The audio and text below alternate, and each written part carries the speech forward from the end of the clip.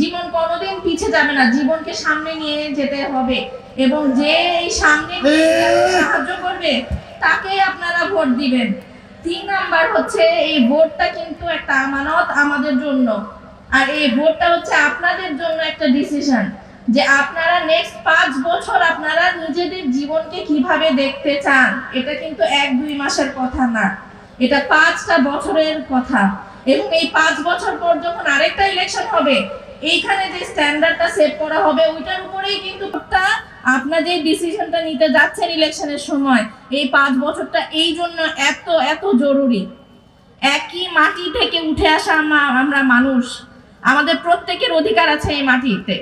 তো আমরা চাচ্ছি যে এই 3টা বিষয় যখন আপনারা মাথায় নেন, আপনারা একটু চিন্তা করে দেখেন যে কে এই 3টা বিষয় আপনাদেরকে সামনের দিকে এগিয়ে নিয়ে যাবে।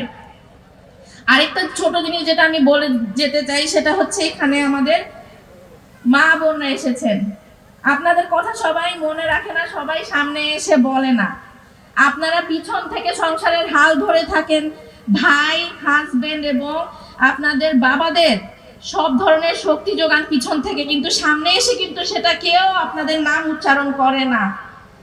আপনাদের এই ভয়েস জানি সবাই শুনতে পায়, আপনাদেরকে যারা আপনাদের চিকিৎসা ব্যবস্থা, শিক্ষা ব্যবস্থা, আপনাদের সমতা আনা সমাজে একজন মা হিসেবে, একজন বোন হিসেবে, একজন ছাত্রী হিসেবে এবং একজন মেয়ে হিসেবে আপনারা তাকে ভোট দিবেন।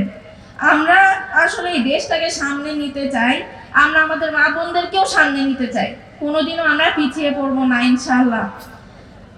এখন আপনারা যদি দেশটাকে এভাবে বদলাতে চান, আপনাদেরকে আমি অনুরোধ করব ইনশাআল্লাহ 12 তারিখে আমরা এই পরিবর্তনটা করব এবং আপনারা যে আমানতটা আমাদের হাতে দিবেন, এই আমানতটা যাতে আমরা রক্ষা করতে পারি এই দোয়াটাও করবেন।